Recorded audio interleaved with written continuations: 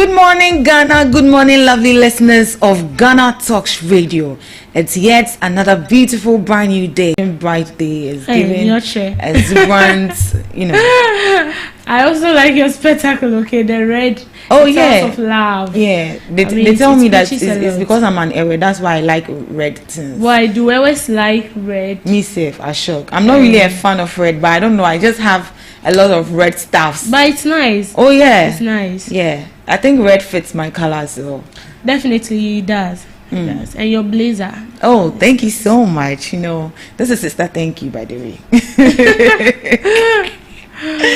All right, so before we dive straight into our major headlines today, it's been in the news. It's actually trending. Even when you go on X, in Team Fojo is trending number 1. Yeah, on he X. is. What do you make of the whole issue of his arrest? You see, when I saw the video yesterday and how the minority caucus were speaking, trying to make a lot of comments and fish out a lot of questions about his arrest. But you see, I don't see anything wrong with that. You came out with a claim, and that is something you've alleged, that these 2 flights that landed at Kotoka International Airport actually has cocaine in them. And for us to verify and know whether what you are saying is true, you need to be carried away for investigation. And this is a case where they are saying that a member of parliament cannot be arrested like that. Yeah, so I learned you need to take order from the parliament before you come for a member of parliament for investigation or arrest or anything. But listen, even during the previous government, we all saw what happened, and the minority is trying to make it as if the government, this current government, doesn't know what they are doing, and as if this current government is intimidating them. And that's what Minority Leader Alexander Fenyomakin said. How are they intimidating you? Nobody forced you to make such claims. You came out by yourself and you made those claims. And this is something that is very crucial, because an air flight carrying cocaine landing at Kotoka International Airport with security personnel, even at the Kotoka International Airport, were not able to detect. And you sitting at the comfort zone in your home, you were able to identify that this is something that happened. So why should you be panicked, and why should you take this issue as if it's a whole big deal or something? The way they were talking yesterday, the current government wants to intimidate us. They cannot intimidate us. This is not the way. Well, maybe they might be wrong in a way, but how are they intimidating you? So he was just called in for questioning, but not an arrest. No, questioning. This is questioning. Even when I saw the video yesterday, I saw where the vehicle, like a lot of vehicle, the NIB vehicle, parked in his compound. I didn't see anything like them arresting him or something. It's just for an interrogation. Even if they didn't seek the consent of parliament, if I know what I'm saying is the truth and I have enough evidence to back my claim, why should I panic? Why should I panic? And why should I call my colleagues to come and defend me? Okay, so do you think that it was right for the national security to go there armed? Because that is what the whole Buhara is all about. That why should you be invited for investigation and then the national security comes in armed? Because from the videos we saw, they were actually armed. Yes, because see, anything can happen at any time. Yeah. Just because they are NIB officials, so they shouldn't prepare themselves before going there. Who knows? We are not saying something bad to happen, but we are in a country where people even have registered guns. Some illegally have guns that are not even registered, and they are using that to protect themselves. So as an NIB personnel, you are there to investigate the person, and you don't know, maybe during the conversation it might lead to something, and the person you are investigating can actually do something to you, or harm you. So you need to prepare. They being doesn't mean that they are there to harm you. They are there to harm you or something. So it's just for their own safety. Okay. It's just for their own safety. So my problem now is, if you know the claims you've made, have a vivid evidence and a solid one, why should you panic? And why should you complain of the NIB being armed? It means there is a question mark somewhere. We have to look at that. Okay, so would you agree that there was perhaps an insider at the airport who actually gave him a hint with regards to his suspicion? Definitely there would. And you see, most of these members of parliament that are so much into the state and kind of investigative journalists, let's say someone like Okujeto Ablakwa, you know, all those information he is getting, I'm not sure he's getting it himself. I'm sure he has spies. Okay. He have people in all these sectors. You might be even surprised that he's working with a lot of investigative journalists, which you have no idea of. Okay. And these people might have connections in these public institutions. Right. So they might be giving you a tip off, like anything within a second, they send you, this is what is happening. And you see those kind of people, you don't disclose them because they are your sources. So there will definitely be an insider that is actually giving you that information. But even if an insider is giving you that information, I'm not sure he will just give you that information. He's going to give you evidence that backs what he's saying. So let's say you've actually sent me to Parliament House to monitor members of parliament, whether they are there for the people or when they come around. They don't even go there to enact laws, but they go back doors doing things that as a member of parliament is not supposed to do. As I'm going there, I have to make sure that I take a video. Maybe I've spotted a member of parliament as at that time, which he is supposed to be in parliament, speaking for his people, roaming about aimlessly as if not knowing what to do. I have to take a picture of that and then send it to you. This is what I've seen and this is what it means.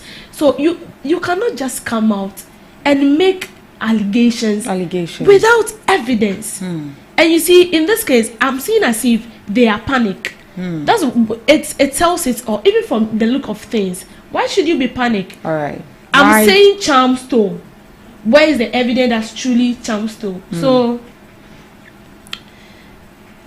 they are just, you see, it just doesn't. All right. To join the conversation, you can as well do well to subscribe to our YouTube channel at GhanaTalks Radio, or log on to our social media platform at GhanaTalks Radio on Facebook, Instagram at GhanaTalks Radio, on X at GhanaTalks Radio, and on TikTok as well on GhanaTalks Radio. Right, so let's dive into our major headlines for today. Okada riders slam government's age limit proposal, urges training prioritization. The Okada Riders Association has highlighted the importance of training in enhancing safety within the commercial motorcycle sector. This comes in response to the recent proposal by the Minister of Transport, Mr. Joseph Bukari Nikbi, to amend the road traffic regulations 2012 LI 2180 to permit only persons aged 25 and above to operate commercial motorcycles and tricycles as part of the government's plan to improve safety and accountability in the sector.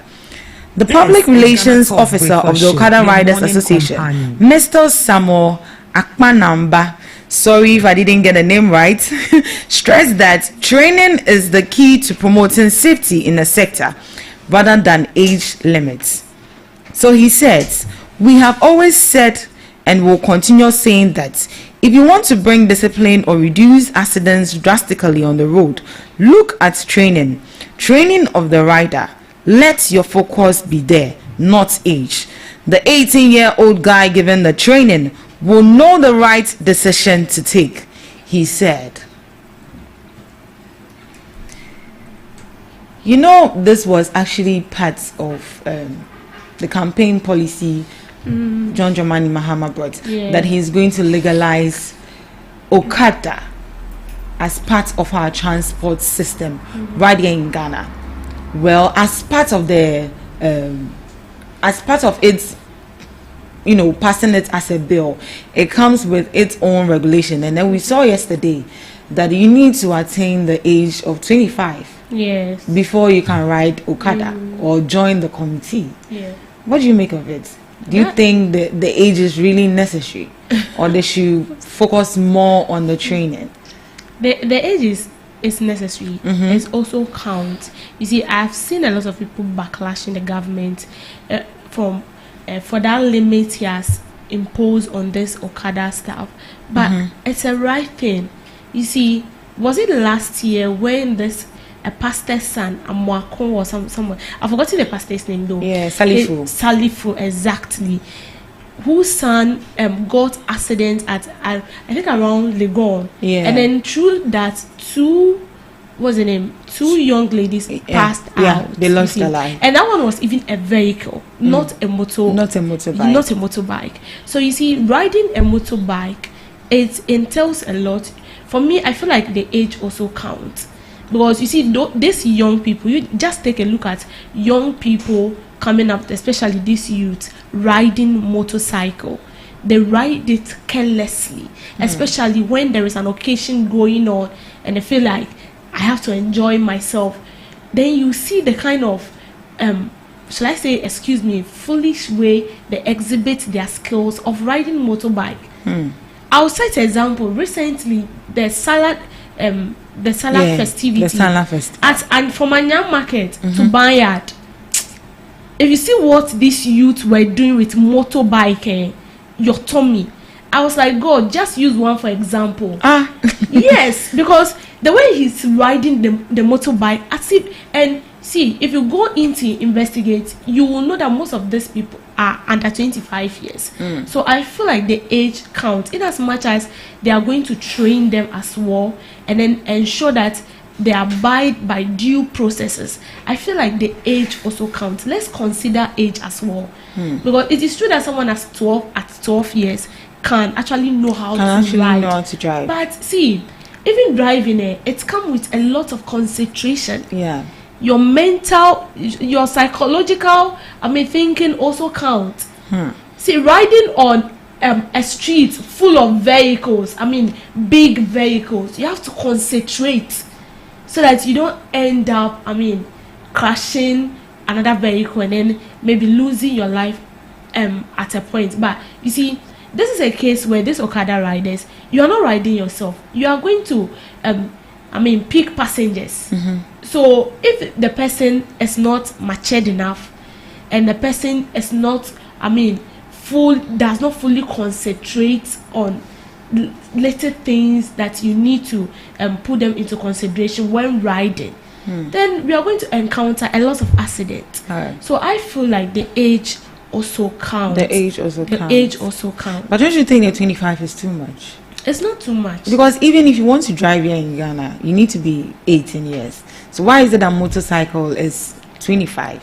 Yes, it has to be 25. Is it because of the risks involved in it? The risk is too much. See, if a motorbike have an accident, but a vehicle getting an accident, have you witnessed a motor rider having an accident before?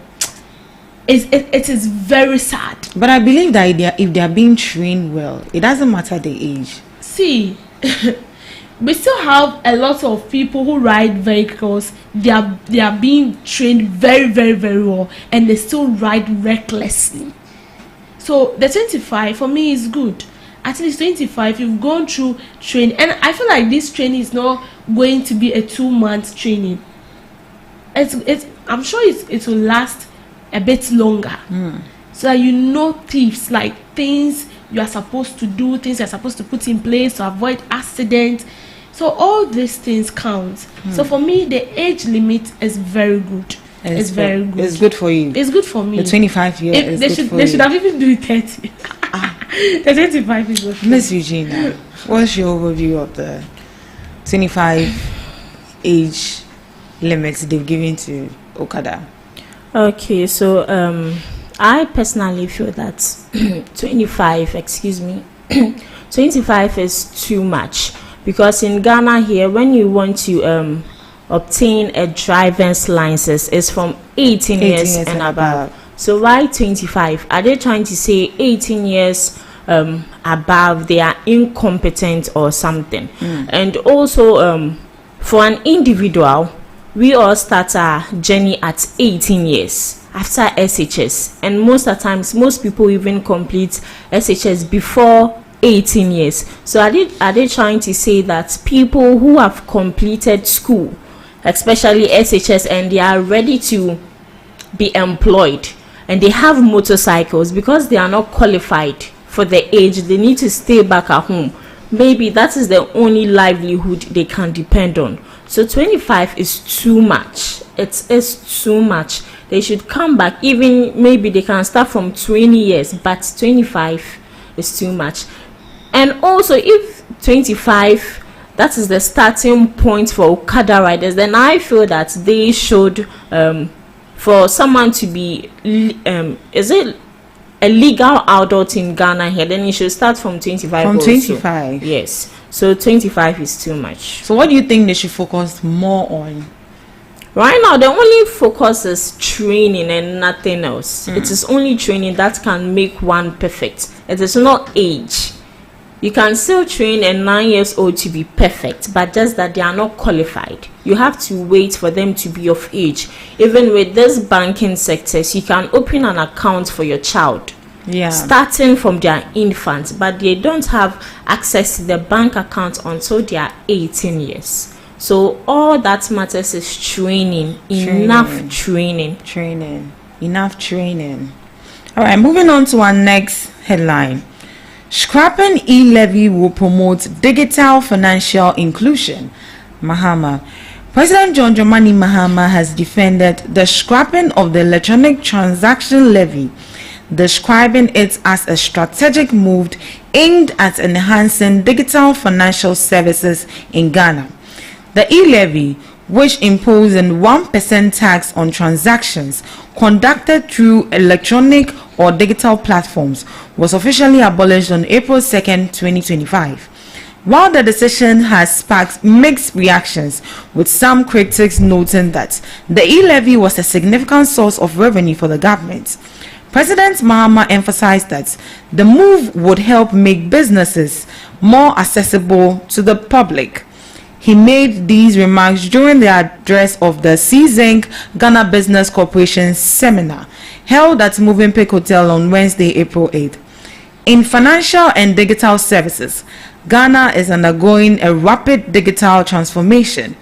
The recent repeal of the e-levy on electronic transactions, among other taxes, promises further growth and inclusion in digital financial services, President John Dramani Mahama stated.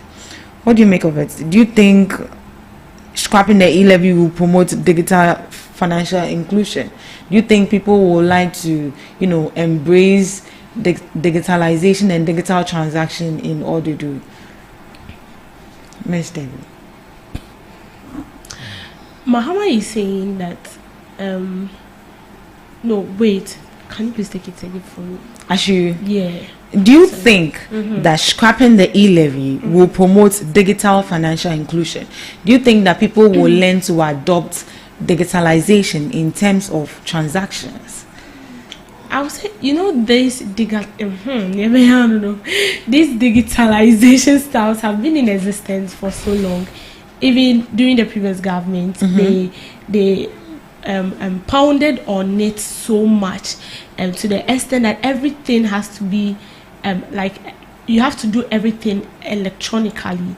And this e-levy stuff, the e-levy has already been abolished. Yeah, right? It's been abolished. But still, transaction will still continue. And the transaction we are doing is basically, with how will I even put it? The transaction we are doing is basically on your phone, and we don't really use, how will I even put this one? Sorry. I was trying to chip in something, but it's not really tallying with what I want to say. Okay. So what he is saying, well, I don't really see anything, wrong with that. All right, Miss Regina. Okay, so scrapping the e-levy, I feel it's that is the right step in the right direction, because first of all, the e-levy had a negative effect on us financially. Gone are the days where we could just send money anyhow we want without any tax. But since the e-levy was introduced, it's brought financial burden on us especially. I can't remember, that was last year when the e-levy was introduced. I saw a video where an Uber driver was complaining bitterly because someone just ordered a ride just to send money.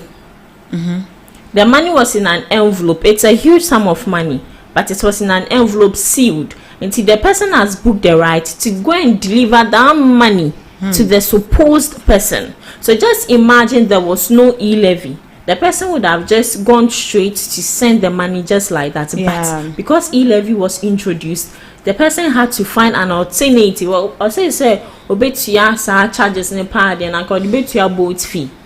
And sometimes, if you see that a government, they don't have the people's interest at heart, it's disheartening, and it can also deter you from even indulging in activities that are being set up by the government. So scrapping the e-levy, I feel, is the right step in the right direction. It would help with our digital transactions, because day in and day out, you can even see a dress you like. You don't have money on you, but you have money on your phone. You can just send the money through the person, Momo or Airtel, Tigo, any network.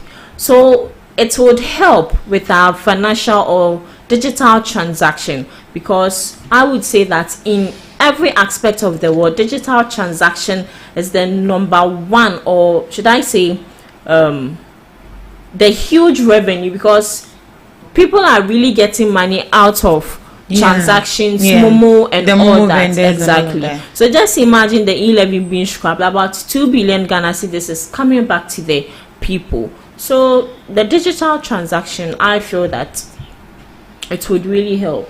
You want to add up something? Yeah. So you see, not of late, but quite some time now, everything has to be with online.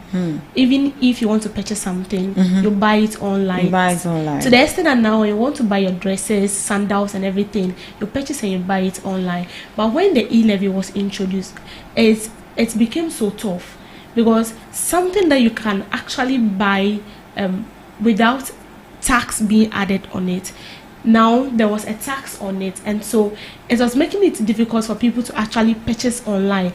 And I have colleagues who were into this online businesses and stuff, and they were complaining because the amount they are supposed to get, or the figure they've purported in their mind to get, they don't get it, because at the end of the day, the person will be like, maybe I'm supposed to buy make a transaction of say 100 cedis, and I'm supposed to pay e-levy on it, and that transaction, I'm buying one product for 100 cedis, and I'm purchasing like 100 of those products, and I'm supposed to pay e-levy on it. So most often, these customers feel like going to the shop themselves to buy it instead of moving with the online transaction. So I feel like scrapping the e-levy has, as I said, it has been a joy to citizens as well. And now, I mean, everyone is free. You can actually make your transaction without thinking of paying extra bills. Yeah, because sometimes if you want to send money and the e-levy charges come alone, you even feel discouraged to even send the money. Exactly. Sometimes I tell myself, you see, it wouldn't reach to that amount. So now it really help. And I remember those times, my school, they saw that students find it so lazy to go to the bank to pay their fees and stuff, so they brought out this Momo code that you can actually pay your fees through directly to the school account. And then the charges they were taking, like the e-levy charge, my dad was like, this nonsense, I can't be doing that, because I'll send the money to you and then they will deduct e-levy from it, and after I'm about to send it directly into the school account, they have to deduct again. So it's better I take the money physically, walk to the bank, and then pay it instead of sending it online. So with this e-levy scrapping, it will really help. And I won't even say it will really help. It will start helping us. Yeah. All right. But do you think that the government is really happy about scrapping the e-levy, or simply because they mentioned it in their manifesto? So we have to fulfill that, because looking at the amount of money they'll be losing. Or they just want to, shame the opposition. No. It's not like shaming the opposition. they were in opposition before and they felt the heat of paying e-levy. You see, this e-levy was not mainly imposed on citizens. Even they, the members of parliament themselves, they pay the e-levy. And you will be shocked to know that some, members in the previous government were even complaining behind doors that like the heat they are feeling from these e-levy staffs is getting out of hand. So the government scrapping e-levy is not because they want to fulfill their promise, and it's not because they want Ghanaians to know that we've promised, we have to do it. No, it is what they've actually decided to do because they've seen it to be a nuisance tax, a tax that is bringing burden on the citizens and not to help us. And as you said, the e-levy actually help us, in revenue of 2 billion, right? That 2 billion, have you seen the money? No. You and I, we've not even seen what that money have been used for. So cancelling it is the best way. Because even when we were not paying e-levy, we were still living. Exactly. And it was still the same problem we are still facing now, even when they introduced the e-levy. And they assured us that that money will be, projected into developmental projects to help with the citizens. But we saw nothing. So it is not just a political talk. It's not just a political talk. No, it's not just a political talk. It was from an honest... Their hearts. Deep down. All right, so that takes us to our next headline. I know. Only 37% of Ghanaian businesses use digital platforms. Digital payments. Only 37% of business in Ghana currently accept or use digital payments, with the agricultural sector recording the lowest level of adoption.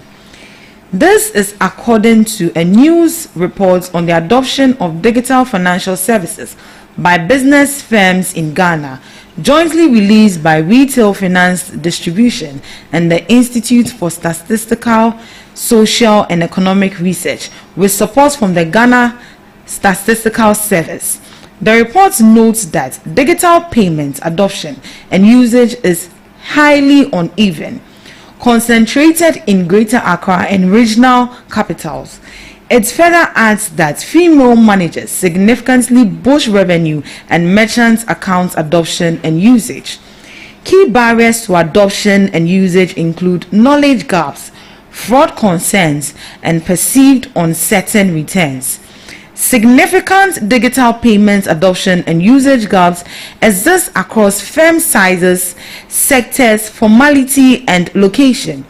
To address these gaps, the report recommends that policymakers might implement targeted interventions. These include enhancing firms' understanding of adoption and usage benefits, strengthening fraud prevention, and creating incentive structures for business-specific digital payments systems. Enhanced cybersecurity is crucial for building transports. So in our previous headline, it says that scrapping e-levy will promote digital financial inclusion. That is what Mahama said. But according to statistics and research, only 37% of Ghanaian businesses use digital payments. So how are we going to work that out? I'm not surprised. With the agriculture sector recording the lowest, is it that our oldies don't know how to use the digital payments platforms or what? I'm not surprised. You see, in as much as we've seen ourselves to be educated a country or a country with learned people, we have to also consider our mothers. Okay. Our mothers in the villages that are the main producers of the food we consume. You see, that's why I said from the beginning that I'm not surprised, even in the agri sector, having the low, number of number of people that do not engage in digital payments and stuff. Because definitely the agricultural sector, those that are in the villages are more it more than those that are in Accra. And my mother and grandmother that sells at the market do not know inside this phone. They don't know how to operate this phone. See, your grandmother will prefer you buying her yam than buying her a smartphone because she cannot operate on it. She's used to this small phones. And so if we want to do everything, we want to go through the digital way, we should think about them. How are they going to cope with this digital system? Because you are buying everything digitally. The food we buy from these farmers, we don't pay them digitally. We pay them, hand on hand or through Momo. So there is no way the agri sector will increase in digital system or digital payments and transactions. So I feel like since we've seen ourselves to be a digital world and we want to digitalize everything, then we should consider our mothers and our grandmothers as well. Because sometimes when you go to offices, you see these women, you have to explain to them because they don't even understand. Yenise, and it will be very difficult. So in as much as we are promoting digital transaction and payment, as I said, we should consider them as well because they also play key role. Miss Eugenia. Okay, so with the low adoption of digital transactions, especially in the agricultural sector, I feel that with the agriculture sector recording the lowest, so it means that it actually cuts across all sectors. So with that, I feel that it comes with a lot for a business especially to adopt to digital transactions. It comes with a lot, as you read. It comes with fraud, perceived payments, and all that.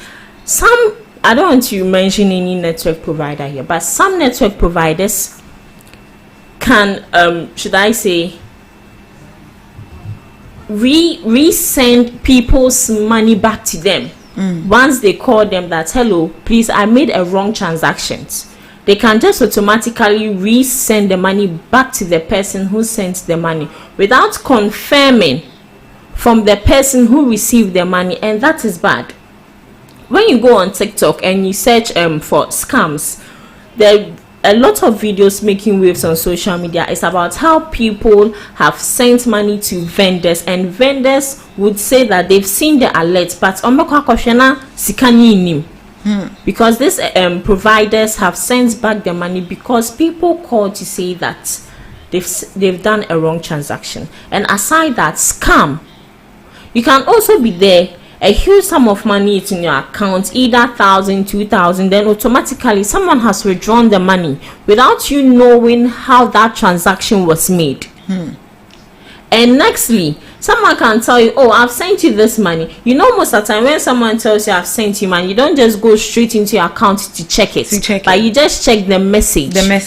And sometimes that message is fake. This, and also I feel that limited digital infrastructures. So all these things contribute to why people do not really involve themselves in digital transactions. And with, as she also said, sometimes people have low knowledge on how to go about these transactions. So I feel that education is needed, and also this network provider should put in strategic measures to make sure that scam is stopped, especially with this yellow network people. We always have complaints about people scamming, and we always have this perception that, okay, then it means that there are people, there are personnel, or there are workers in the institution that are also involved in frauding. Because you know that sometimes you can do a huge transaction, the next minute or the following week you are receiving calls of people saying, oh, please, I mistakenly sent a money to... Yeah, so how did they get to know about that? Exactly. How did they... So the people that yellow network, those people, this one, if I get case, the people on social media will support me, so they can't sue me. Because it has been a rampant thing. Exactly. It is there every day. They always do it. They always do it. Even with this TikToker, he's called Chrissy Official. Just last year, his phone got stolen. And the moment his phone got stolen, a huge sum of money amounting to 30,000 was withdrawn from his yellow account. where did they get the pin from? You know, sometimes it's funny, but all these things are factors as to why people will not indulge themselves in should I say digital transactions. Because it's not reliable enough, it's not effective enough, it's not even transparent enough. Someone can take your money from your mobile money account. You call this network providers, tell them, complain bitterly to them, they will tell you, please, we'll get back to you in 48 hours. And 48 hours, you won't, in fact, they'll not attend to you. They don't have any reasonable explanation as to why your money was withdrawn. I feel like people don't really understand how these digital payments platform actually works, because when you go to a region like Kumasi, they really understand the Momo a lot. They really understand this digital platform digital payment platform a lot. They don't mind if you send them money, but even with regards to that, the fear it comes with, some people, if you tell them that, oh, me send you Momo, then they're like, oh, Momo ne cry, because of that fear they have.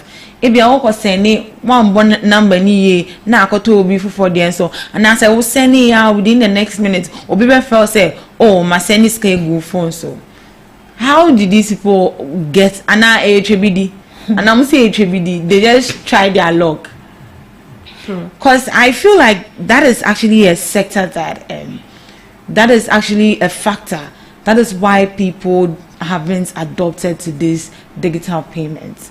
So if they need to address the gap, then I think they need to look into this as well. They need to put in strategic measures. Cyber security, our monies need to be protected. People need to be educated. That awareness needs to be there, that if you maybe your money is stolen or something, you can report it. Because even sometimes if they withdraw money from your account accidentally, trust me, you go back and forth with the investigation and then your money won't even be refunded back to you. So I think that is the fear that people are having. That is why they haven't adopted to these digital payments platform and system. And I also feel like the education should be more. Creating public awareness on this digital system, how to use it, its effect, and some of the ways these tricksters use to fraud people. You know, sometimes they'll send you a code and they'll be like, key in this code, and you see, because you have no knowledge about it, they just key in the code and that's it. They've taken your money. But have you seen anybody who has been maybe arrested that they made a transaction and the person withdraw the money from their account? Have you seen anything like that? How can you even arrest this person? They don't even catch these people. The number they use in calling you, after they are done with that, immediately you call the number, they'll tell you number does not exist. I feel like our cyber security system should be very strict, that immediately a wrong transaction is made, they are able to trace it immediately and then retrieve your money back to you. But here lies the case, our system doesn't work like that, and I've not heard in the news that somebody has been arrested, because it happens and nobody has been used as a deterrent or as a scapegoat to stop these people from indulging in these practices, because for some people that's their job. Oh yeah, that's what they do. That's what they do. That's what they do for you to suffer. Then they'll come and take sometimes they even go to mobile money vendors and then they tell you that they want to withdraw this amount of money. Right after withdrawing their money, they don't pin in their code to make sure that the money that you want to withdraw is being withdrawn from your account. And you see, because we've known the normal tricks they've been doing, they've now upgraded to a different level. So we just have to be very careful. And I mean, the education, as I said, should be more. And with the cyber security, I feel like not as if they are not working, they are working back. What if you have them among those working in the company? How are they going to arrest? But sometimes I feel like most of these criminals are from those places. But somebody can call you, I'm from MTN, like I'm working at MTN, I'll send you this. And frankly speaking, you check your account and the money is there. The money is there. But it's not from MTN. It's not from MTN. But it's not from MTN. So I think they need to look into that. Our cybersecurity system need to look into that and work strictly so that we can adopt digital payment system. This is where we bring our news headline review to a close. Up next, we have Debbie's Grill.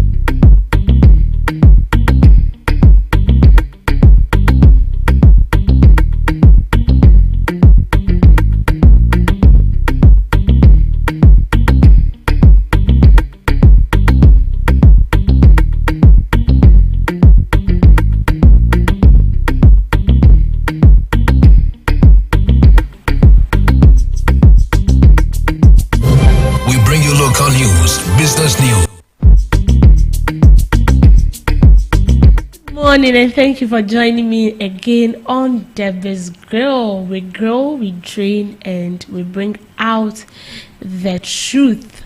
Now, there's been a circulating issue, all over, wherever you go. Even your sleep, it keeps popping.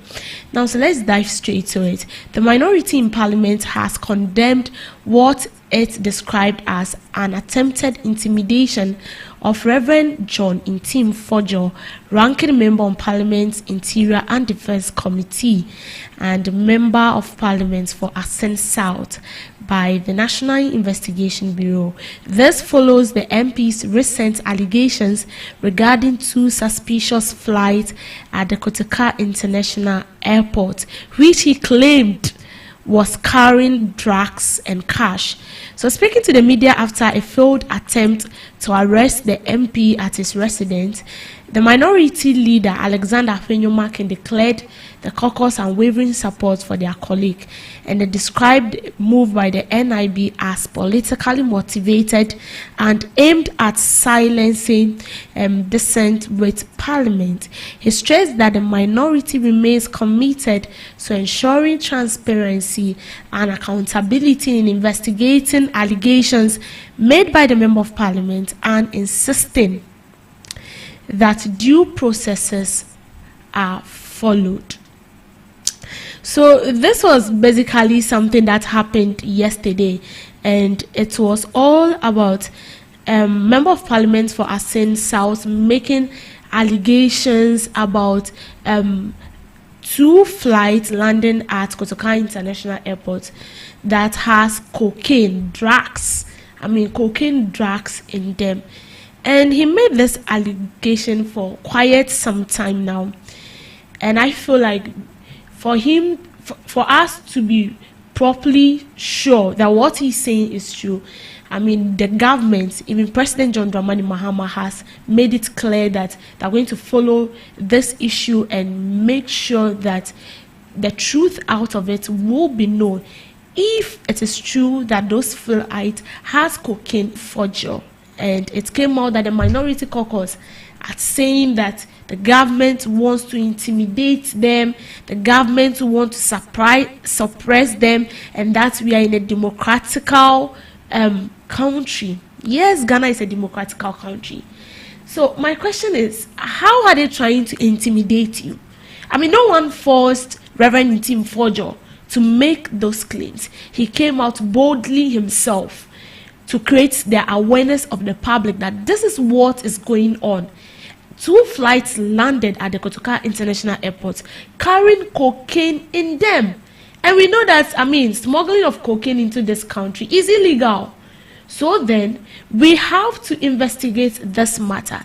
And you see, I don't know why the minority caucus want to make this issue, put this issue into a tight corner and make it look as if they want to suppress them. Just as the minority leader said, no one is suppressing them.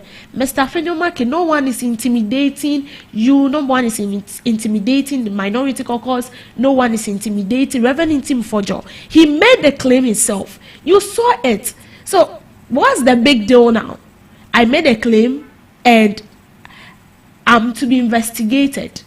If I know the claims I've made, I have full evidence to it, why should I panic? Why should I panic? So why do you feel as if the government wants to intimidate you? So are we saying that since he has come out to make the claim, we should just keep quiet and sit down? And these are the same people who made us aware, or who actually said that they are ready to grant investigation into this matter. So why are you now complaining that they have to seek? I know when it comes to certain cases and issues, you have to seek the consent of Parliament first. But this is not a case where you are going to be arrested. This is just for investigation, to investigate you. And no, this is what you are saying. We want to know more. There are more details to this. So you cannot come out and then make claims, false claims. I won't say what he said was false, but you cannot just make claims, alleged claims, and then without vivid evidence, without solid evidence. And when the NIB is in to interrogate and investigate you on the same matter you claim to have seen or have heard about, you are now complaining that they are intimidating you. We saw intimidation during the previous government more than this. Has the previous government sought the consent of the Parliament before he made a lot of arrests? Did they do that? We should be asking ourselves some questions and stop playing political gimmicks and tricks. We are not kids we are not kids to be deceived. You make a claim. You came out to say something. You boldly said it. And since you were bold enough to make those claims, it means you have evidence to them. It means you have evidence to them. So why are you complaining now? I don't understand why the minority caucus want to make this issue, a very big deal or something. This is no big deal. This is not an issue we should even be worrying about or even talking about it now. You made the claims, you did. So what is wrong? You've made a claim. What is wrong with you being interrogated on the same claim you made? And how is the government intimidating you? How are they suppressing you? No one is suppressing you. No one is suppressing you from, pouring out or saying what you want to say. But this is what we are saying. Coming out with something, this is a consent to the state. Smuggling of cocaine. Cocaine is not something that is accepted in Ghana. So if you are making such claims, it needs to be thoroughly investigated. And you, the one making that claim, you have to come out with material to show that what you are saying is really the truth. You see, let's stop politicizing everything in this country. Let's stop it. It's not helping. If true the minority want to grant investigation into this matter, then they should stop all this political gimmicks and ways of making it look as if the government doesn't know what he's doing. No one is a kid here. We've seen a lot of things. We are not grown, yes, but we've seen things in this country. We've seen cases that are more than this, and it's never, got to any place. It's never got anywhere. But this is what I'm saying. If you're coming out with an alleged case, make sure you have evidence enough to back your claims. And if, you are being taken to grant investigation, why should you bother? At the first place, why should you bother? Why should you panic? You shouldn't panic. You shouldn't worry. Because I know what I'm saying is equally the truth. Let's stop all this. This is a play gimmicks for students and kids in crèche. Let's stop this behavior and face the truth as it is. Thank you for joining me on Debbie's Grill. Thank you so much, Miss Debbie, for that, girl. Miss Eugenia, educate us, please. Yeah, welcome to Today in History. And did you know, live on GhanaTalks breakfast show. So today in history, Family Day is celebrated annually following Easter in South Africa. It was first celebrated as Easter Monday in 1910 and was renamed in 1994 to include all religions. The day is meant to remind them of apartheid's impact on families and the ongoing progress in overcoming the barriers that once separated them.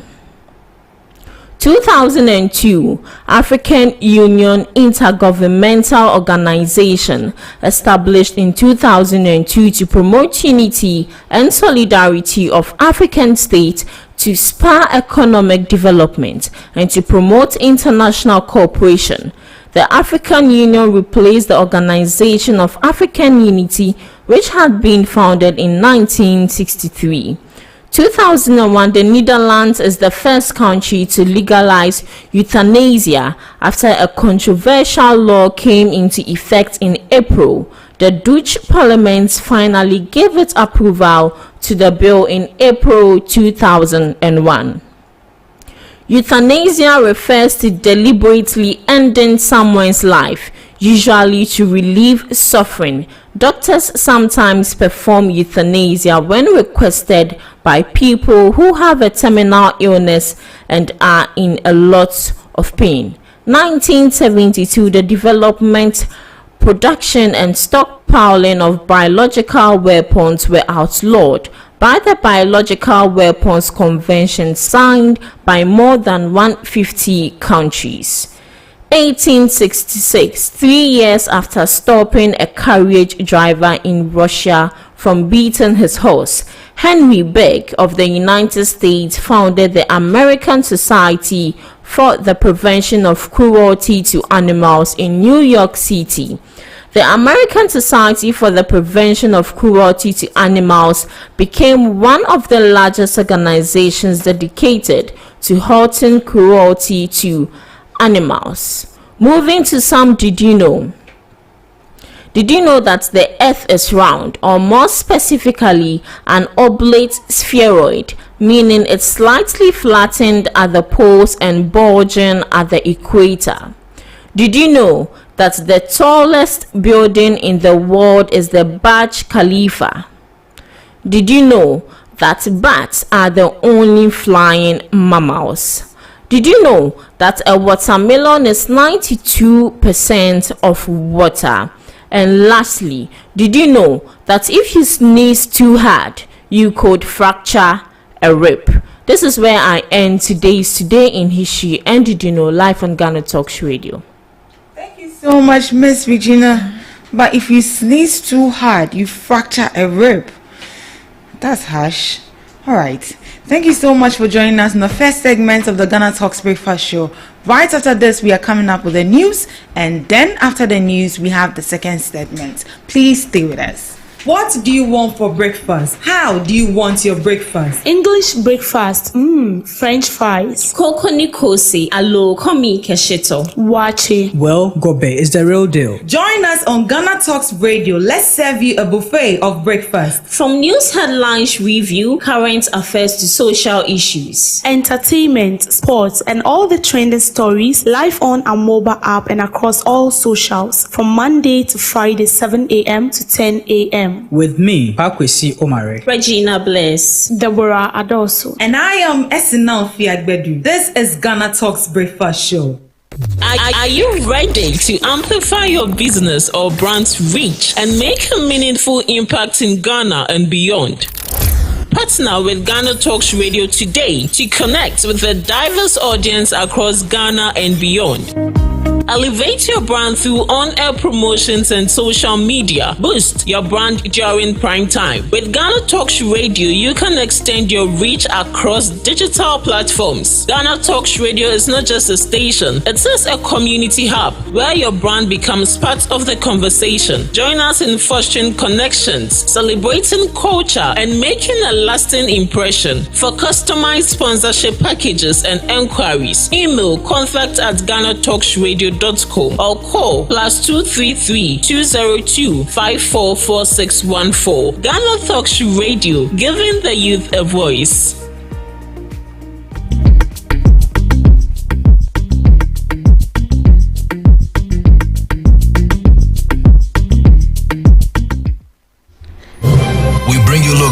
news, business news, international, sports and entertainment news. Right here on GTR. Good morning and welcome to the morning news broadcast on GhanaTalks Radio. In today's news highlight, Reverend Ntim Fojo faces arrest over unsubstantiated flight allegations. Minority vows to stand firm amid Ntim Fojo's arrest attempt. Specialized legislation against misinformation and disinformation to be presented to Parliament. Miners Association petitions President John Dramani Mahama to sack CEO IC. Mahama Yariga speaks out against police brutality in Boku. These and many more coming up shortly in business, sports and showbiz. Do stay with me. To our first story, operatives of the National Investigations Bureau have stormed the home of Ascent South Member of Parliament and ranking member on Parliament Interior and Defence Committee, Reverend Ntim Fojo, to execute an arrest warrant. This has been confirmed by the General Secretary of the opposition New Patriotic Party, Justin Frimpong Kodia, who made a post on Facebook notifying his arrest by NIB officials. This was after Reverend Ntim Fojo alleged 2 aircraft which recently landed in the country were involved in money laundering and illicit drug trafficking. He has since called on the government to investigate the matter and address the public on the issue. Following his statement in a press briefing at Parliament, the government spokesperson Felix Kwachi Ofosu responded